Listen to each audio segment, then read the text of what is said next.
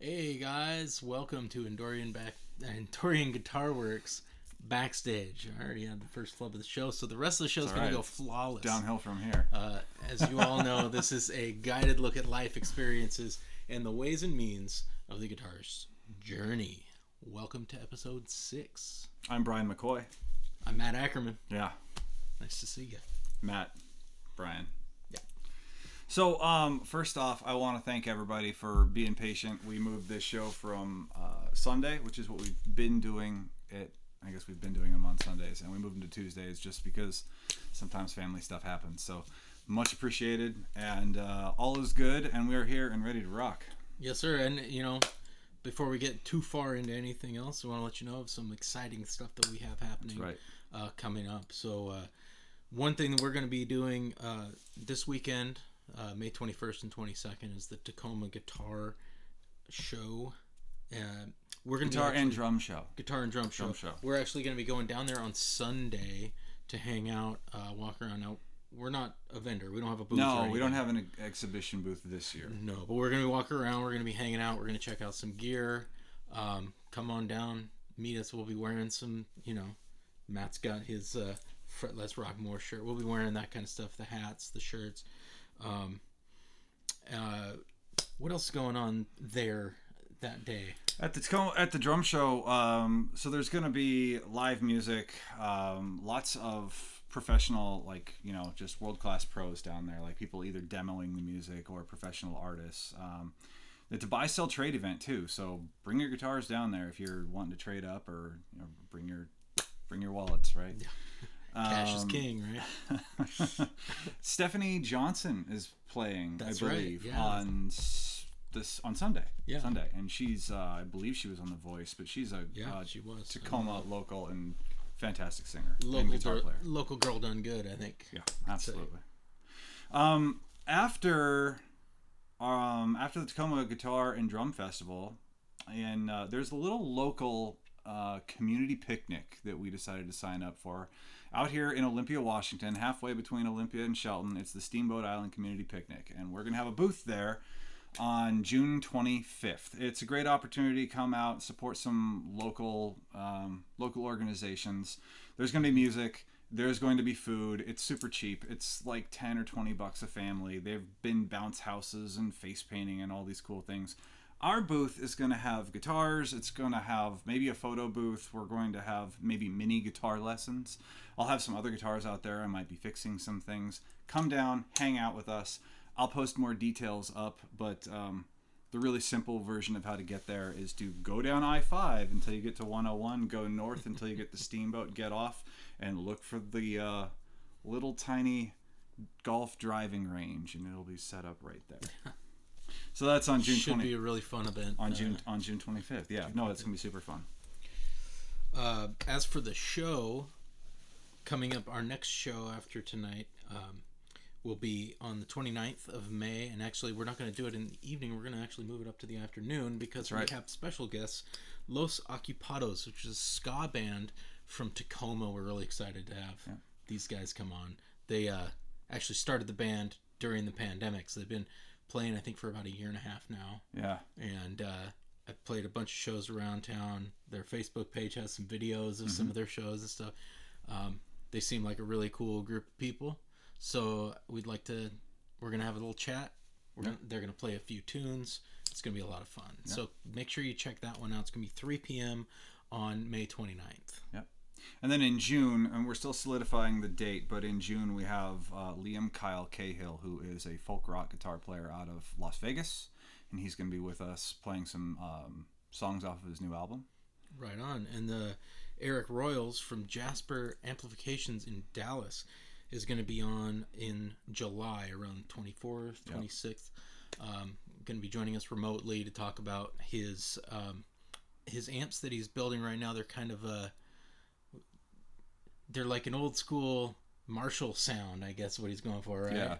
Yeah. I don't want to give away the whole interview before we do the interview, but I talked with him on the phone this last weekend, and he's got a super cool story, and his motives for building his amps are fantastic, and he's just building things that aren't built anymore, and the sounds he's getting out of his amps and cabs is just pristine. So super excited to have Eric on the show. Definitely. Yeah, Definitely. absolutely.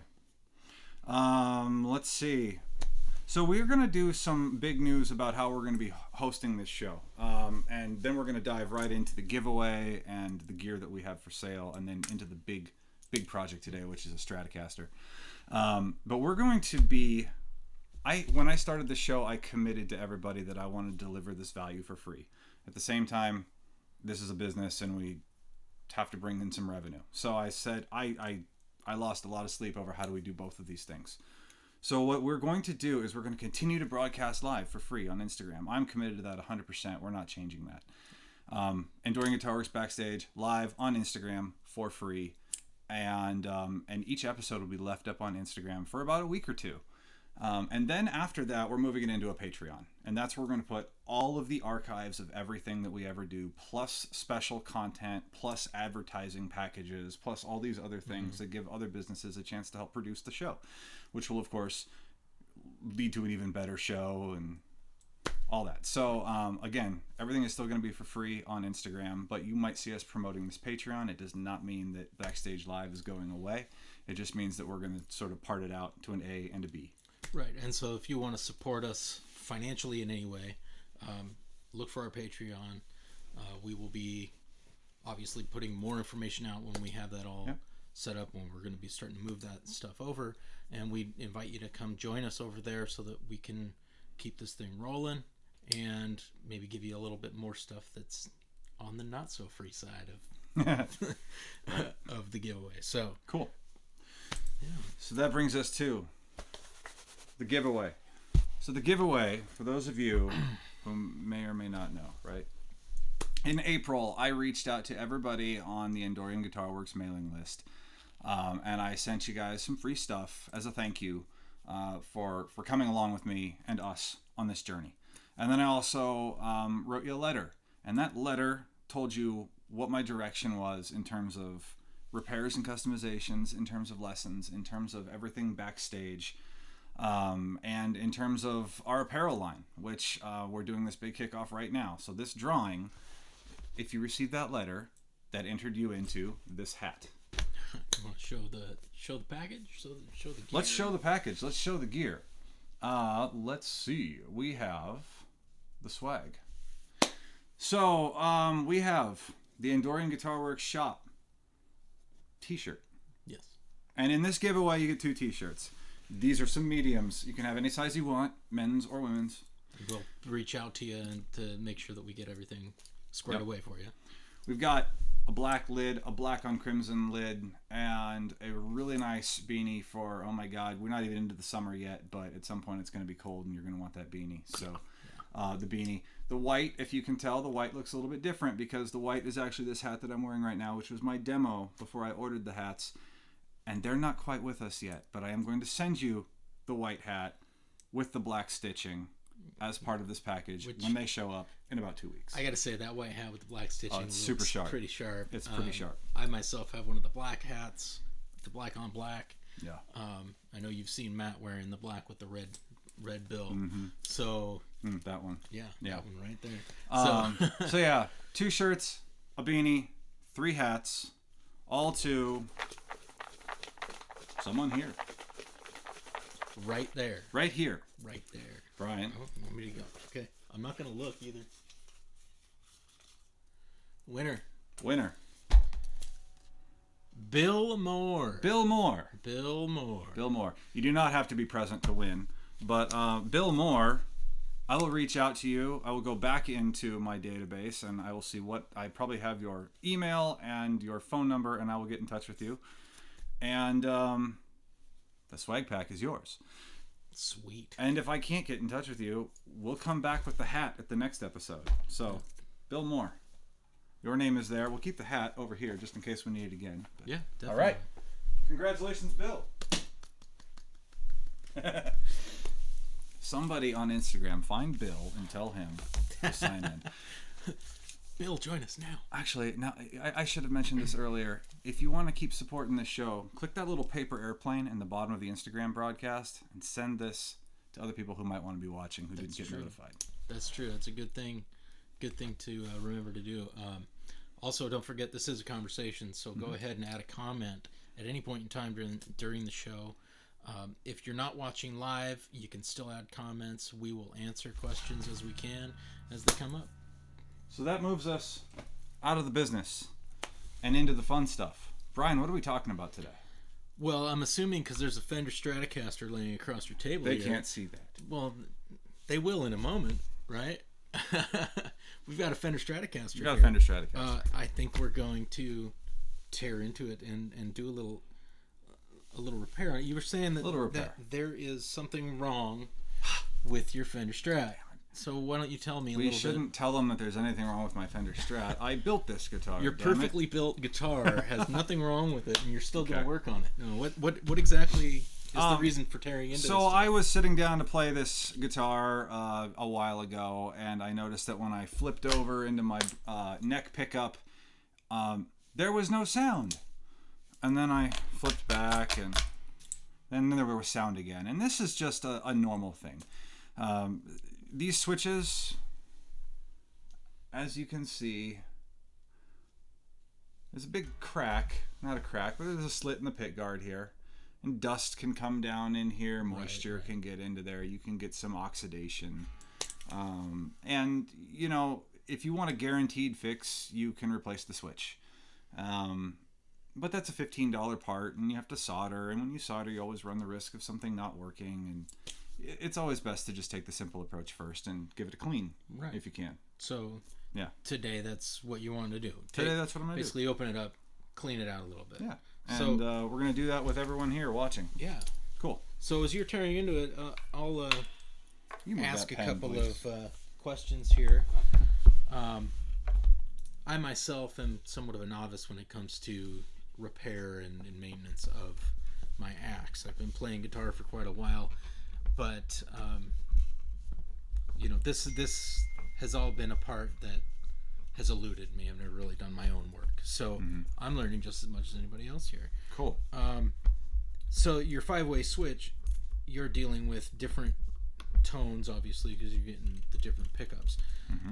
Can you explain how volume and tone work for us? Yeah, let's definitely do that. Let me flip this over real quick. Actually, let's just take it. We'll do that now.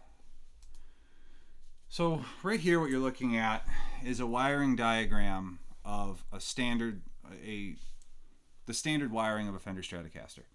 And I guess if there's any non-guitar players watching, those 3 black bars with the 6 dots on them, those represent single coil pickups. You'll see a black lead coming off of each one of those. That is a ground. And then the white or yellow lead, depending on the color calibration of your monitor, that's the hot wire, right? So this is, think DC, right? Not alternating current, but think direct current, like a battery, like a AA battery, right? Positive, negative, that's it. Your negative will be a ground, and your positive is hot. So those are the leads, and those go into this 5-way switch. I'm sorry, I'm pointing over here, the camera's here, but so each one of those goes into a different. So when show us the 5-way switch. Here's a 5-way switch, and this is a really cool innovative piece of technology. It looks super complex, but really it's quite simple. This is one side of a standard 5-way switch. You'll also hear of super switches, and super switches are kind of cool because they have 2 sets of these. So there's really like 4 channels of circuits rather than 2 on this switch. But what you'll notice here is, so if you'll see those 4 nodules at the bottom. There are 4 little hubs at the bottom that make contact with that gold strip in the center of the switch. And you'll notice that one section of that strip is flared out slightly wider so that it can make contact with either 1 or 2 of those contacts on the bottom. And so what that represents, so you'll notice all the way on the left, that is the output. And you'll see that only ever touches that thin strip, okay? But where that thick strip is touching the second contact, Okay, so that represents. It's always opposite of the way it's pointed. So that is actually likely the bridge setting. So it's pointed forward all the way. It's the neck. So that is connected to this rotating switch, and so that's the neck pickup.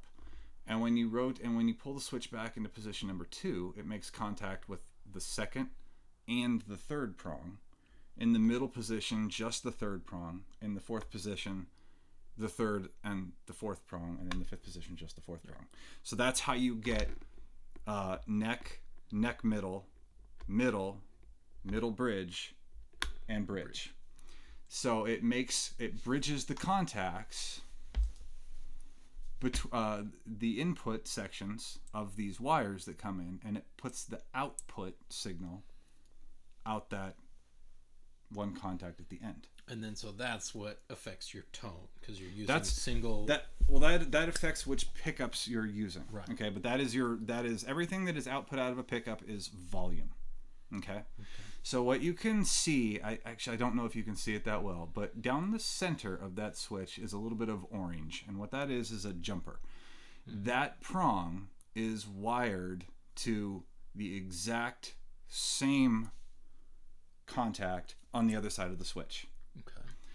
And what that does is it sends the signal from the input side of the switch to what we're going to use as the tone side of the switch. And depending on how you wire your guitar, like, you don't have to use that as the tone side of the switch, but that's how we're using it in this application. One side is input and one side is output.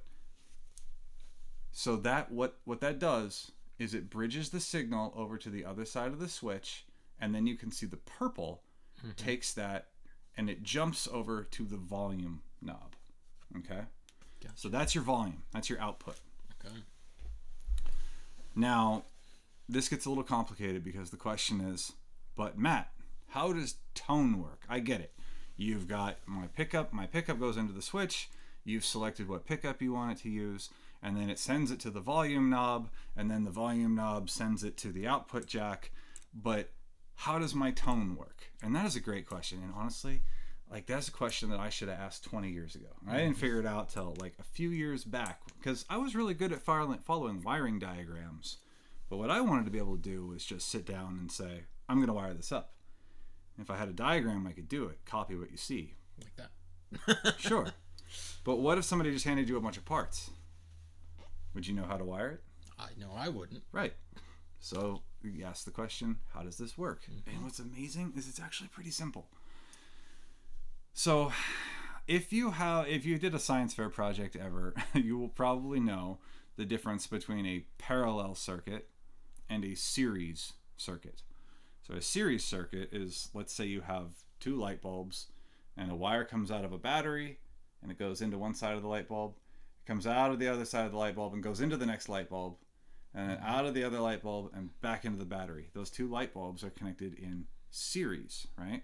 And we all know this problem because a lot of us have had Christmas lights. Yes. And if one light bulb goes out, They all go out. they all go out. That's a series circuit. A parallel circuit is where you have a wire that goes into a light bulb, and then out the other side of the light bulb, back to the battery. But then up here at this light bulb contact, it goes to the next light bulb, and then back. So your ground and your hot are connected no matter whether or not the light bulb is working. That's parallel. You have things that are running in parallel. So your volume circuit and your tone circuit are parallel circuits. So the reason that orange wire jumps over to where the purple wire is because that sends one hot signal into the volume pot. Okay.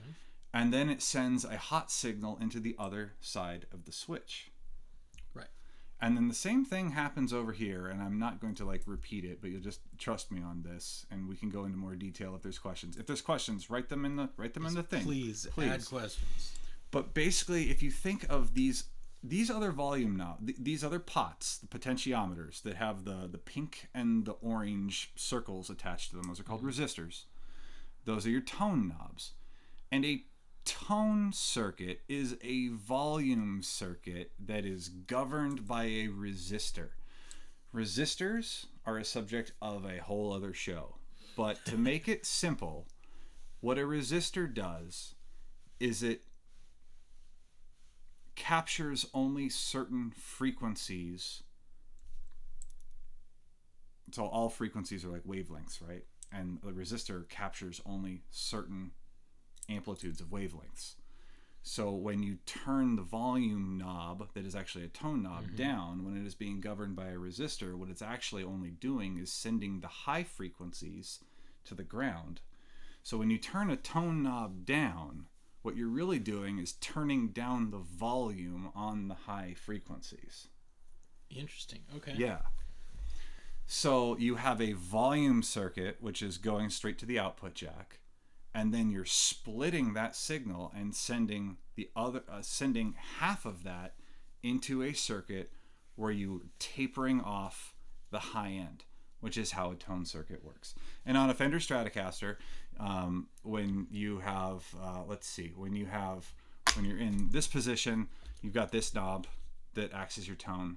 And when you're in any of these positions, it's a combination of this first tone knob and the last tone knob. So you're just to be clear, because I don't think everybody's seeing that. Switching it to the neck pickup. So you have you switching to the neck pickup, this middle knob, right?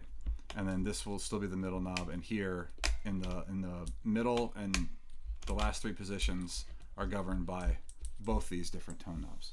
Okay. So and that's where you get different sounds, different tones. And there's not just one way to wire that up, right? Like if you Google Fender Stratocaster wiring diagrams, you'll probably find 3 or 4. And no one is right or wrong. It's what do you want it to do? Do you want it to be controlled by one tone knob? Do you want that tone knob to explicitly govern the sound of one specific pickup? What do you want it to do, right? So I want to take this moment to welcome any of the new members joining today. Thank you for joining us, and again, any questions, comments, go ahead and put them in that comment bar, and we'll try to get to them as we can. Obviously, I'm going to ask some questions. I've been asking questions because this is exciting and new to me. I like to learn things, and learning about guitars is especially cool. So hopefully you guys have some questions as well. Go ahead and put them in the comments section, and I'll put the guitar back up here really, really soon. It's just de-stringing. It's kind of a pain in the butt when I can't just put it in my lap. I'm sure somebody can make that a dirty joke. Bethany, I'm looking at you. Yep. Give it 20 seconds for the delay to come across.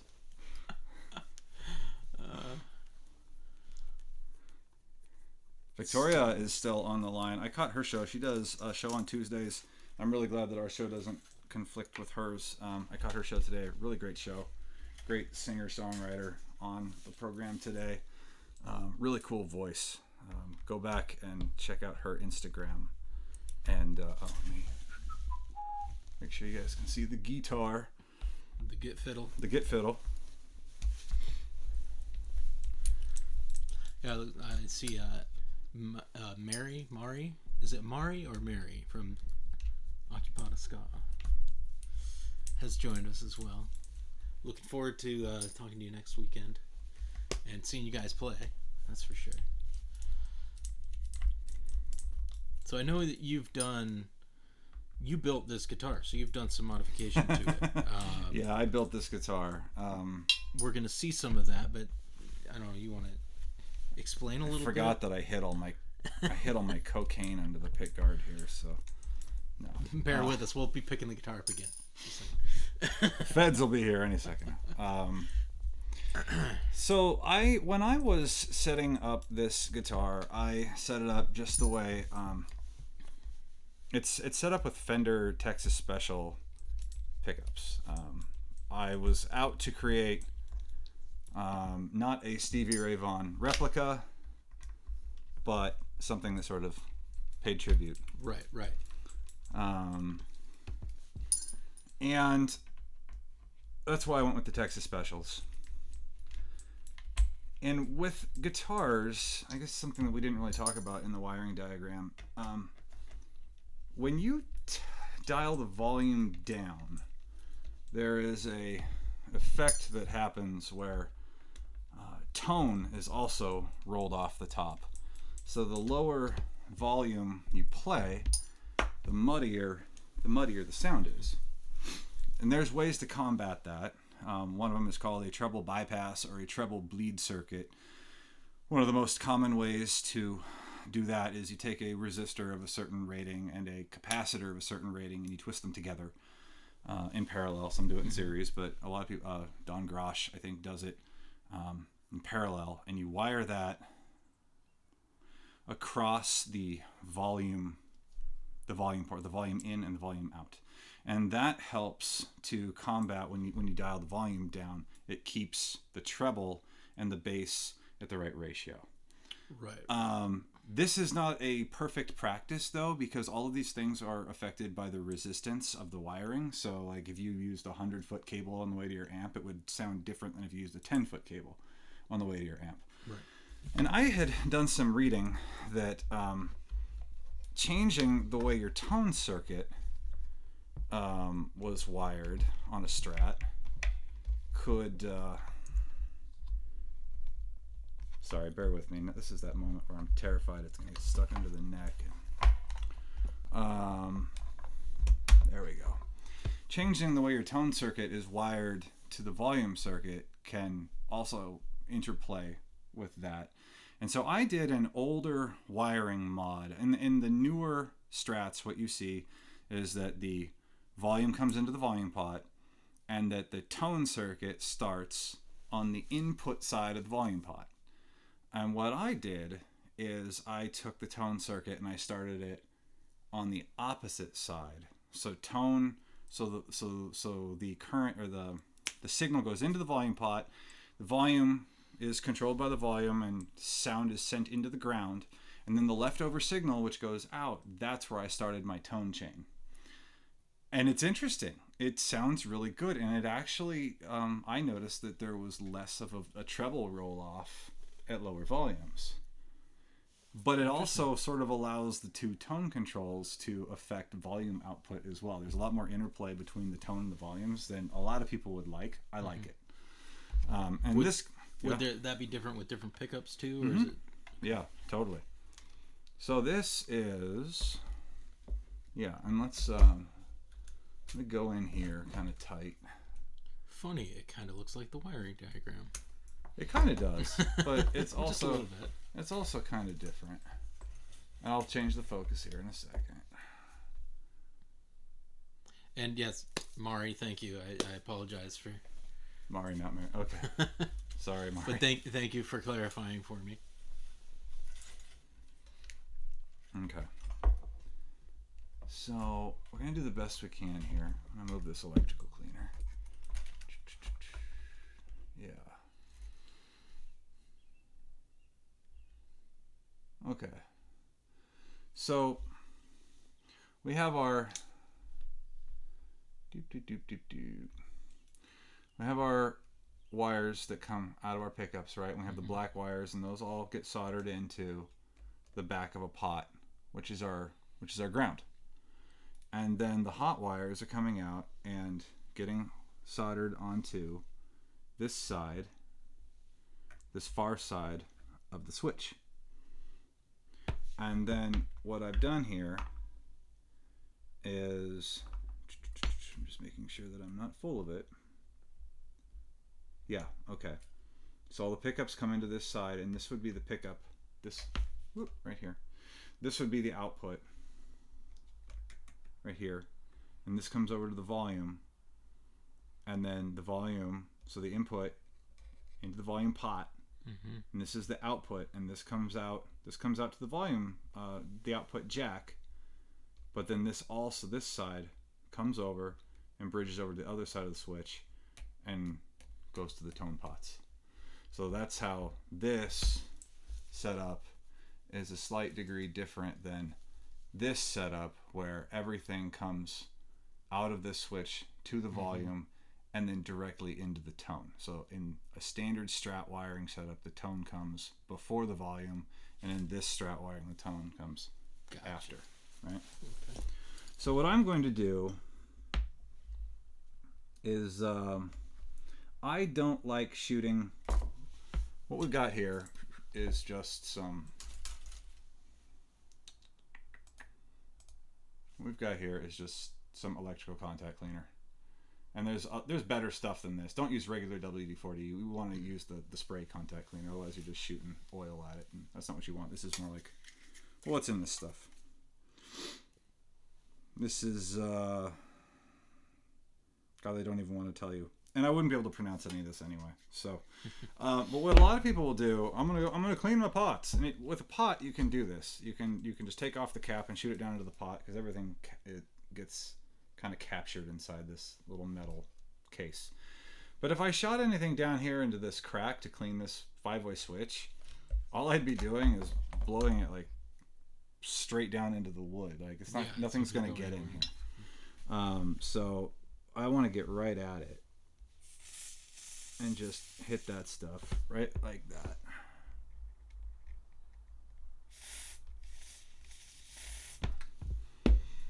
And work it in. Work it in. Work it.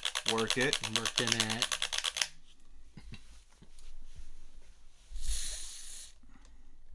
And this stuff will all evaporate. And if this was your guitar that I was working on, I'd have a rag under it. But one of the reasons I have an unfinished Strat is I really do want this to stain. I want this to look like it's been beaten to hell in 10 years. I love that aesthetic. Yeah. The worn look, the used look. So now we're basically just gonna put that back together, and you're gonna try it out. Actually, I'm not gonna put it back together on the show, but we are gonna test it to a degree. So what I'm gonna do, you go ahead and talk, and I'm gonna get a signal going on here. Well, I mean, that's a lot more electrical knowledge than I ever had, to be perfectly honest. It's not quite sticking a paperclip in the wall outlet. No, I've done that. Close to it. Some like 9-volt batteries.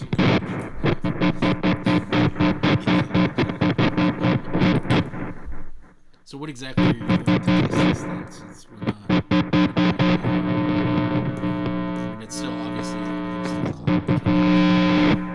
wiring wise. So first of all, what I'm doing is wondering. Oh, I see. There we go. okay, we're getting a buzz. We're getting a sound. So I'm gonna tap test it. Ooh, look at that. The volume is too high. So what I'm doing right now is I'm taking a steel screwdriver and just tap testing with pickups. Wow, those things are so hot as soon as I just put metal near it. Okay. I think maybe we'll actually. I think I've got too much distortion on this one particular preset. Clean channel. There we go. So there we go. So it's a good clean tap. So you can tell. So in the bridge position, you have signal. And then in the bridge and middle, you have signal, but you shouldn't have any here. You shouldn't be able to hear that, right? Nothing there. And then here, one of my friends is texting me about his amplifier. He should be watching the show. The middle one works. Should text him back. Yeah. The middle and the bridge work. And the bridge works. And everything's dead here. Good. So that's so it should be fine. Nice illustration of how it works. Should. You're not getting a buzz right now? No. So yeah, then it's just a matter of putting it back together. Yeah, I might just put it back together if we have something to talk about. Yeah. This was a 21 fret guitar, and then I stuck a 22 fret neck on it because you can sort of do that. With a bolt on for sure. Yeah. Well, as long as you don't go too out of whack with the scale. Right. But then fitting everything back in is always a pain in the butt with a Strat. Yeah, it's very tight fitting Yeah. equipment.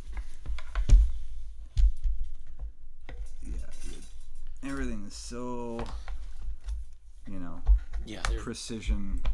they're the cutouts in the guitar body itself for the pickups are cut to match the size of a Fender pickup. Absolutely. So if you don't have a Fender, or at least a Strat, that's one thing to consider. There we go. If you want to do your own work on it.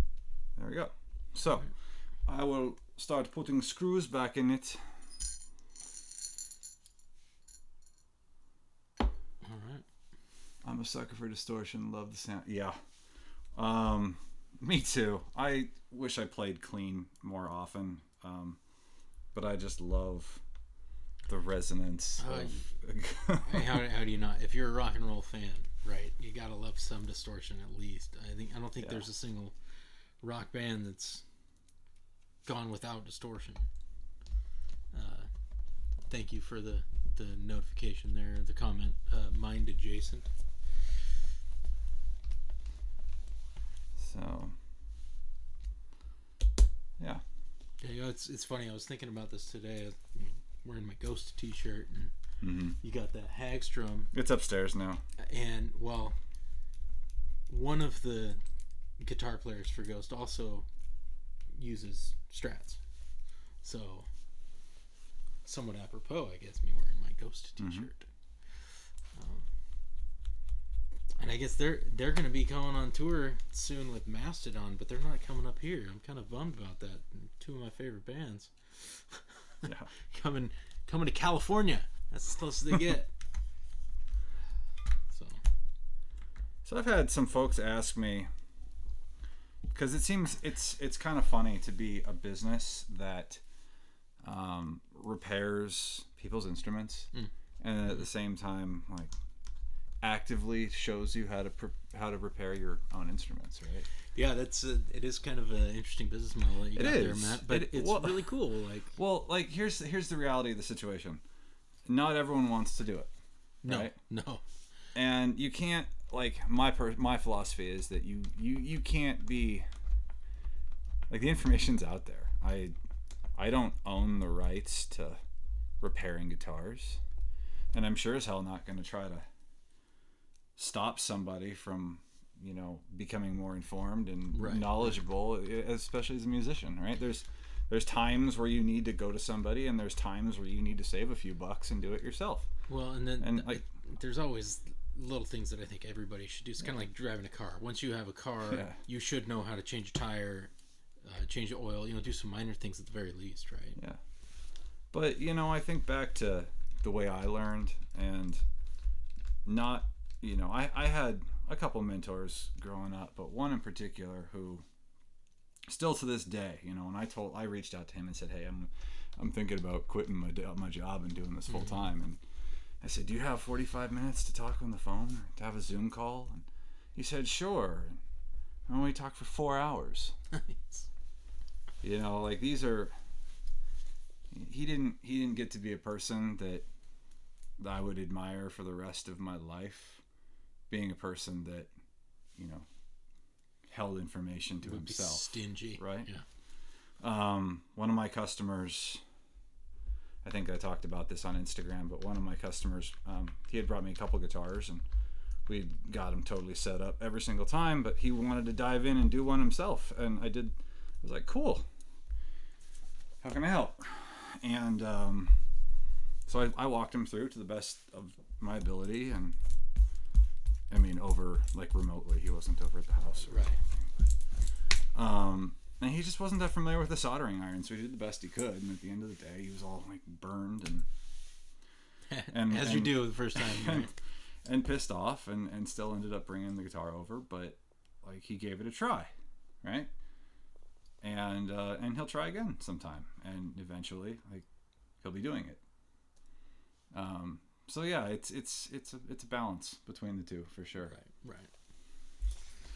I'm not going to try to string this up because I don't think anyone wants to watch me string up a guitar.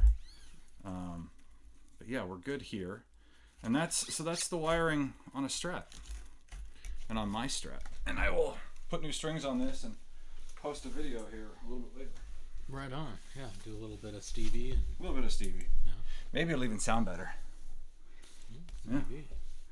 So after the giveaway, we've had a couple orders. We've had a couple of orders of that apparel go out because my intention was for that giveaway person to have the very first apparel on the street.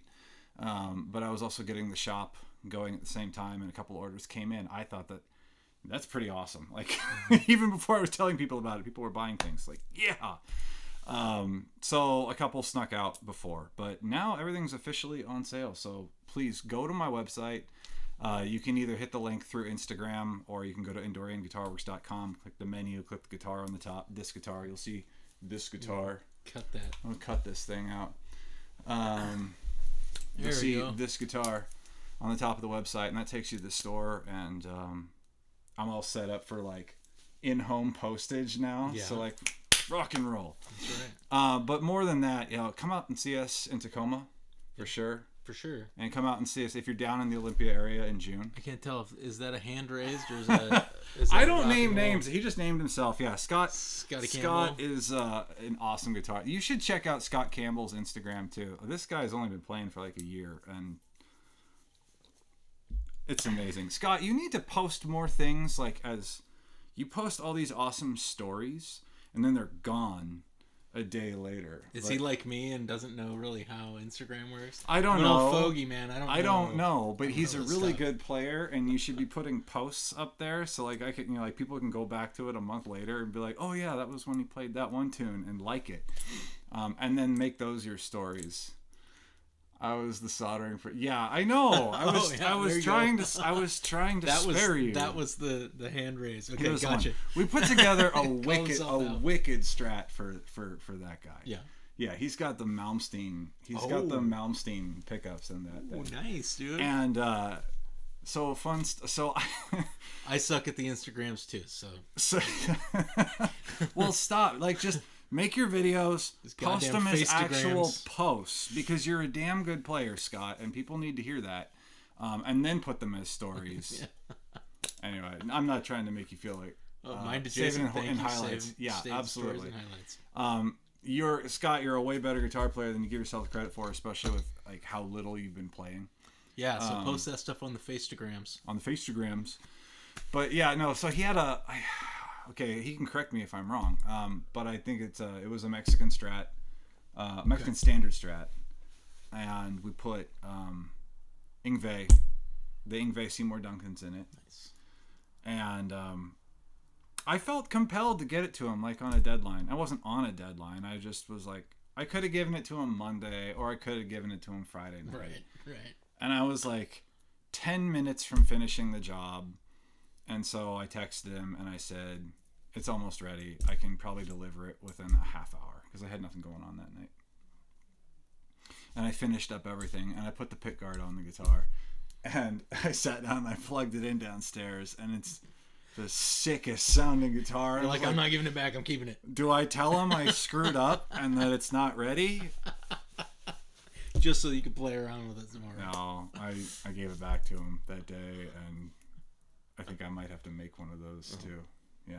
You know where to get the parts. I know where to get the parts. I have like a whole bag full of parts in the back of the hallway. Whatever happened to the guitar that you burned? That's part of the bag full of parts There you in go. the back of the hallway. Why not make that? And that gives you that use. Yeah. right? So this Strat started as a Mexican Standard guitar that I bought off Facebook Marketplace for like $100 because it was your average I need money, sell my guitar quick thing. And so I thought that I would play with it, and I may or may not have lit it on fire, and just didn't work out so well. It's wabi sabi or something like that. There's a Japanese technique where you burn wood, and it's good. The paint on those Mexican Strats is like 1/8 of an inch thick. Yeah. So like when you set it on fire, you don't get this like toasted kind of effect. You just get like napalm. Yeah. And so that was when I decided that I needed to order a different body, and then I'm gonna get a different neck, and now I'm gonna put in different pickups and now different tuners, and it just became its own creation. So quite literally, like, there isn't a single part on that guitar. No, that's not true. The output jack is the original output jack. Sweet. But like the bridge, the pickups, the electronic, everything, that's basically hand built. It was just hand built around a platform that no longer exists.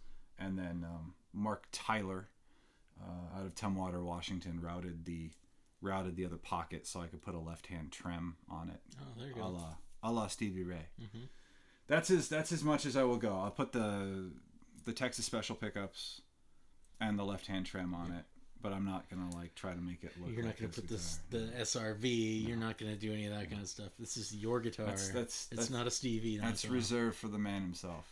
And I see Scotty singing your praises, so you can't get better advertising than that. I hope it for your work, Scotty. I kind of hope the guitar breaks, so you have to bring it back. You have to bring it over here. I think he wants to play it again. Yeah, I think so. So cool. Nice.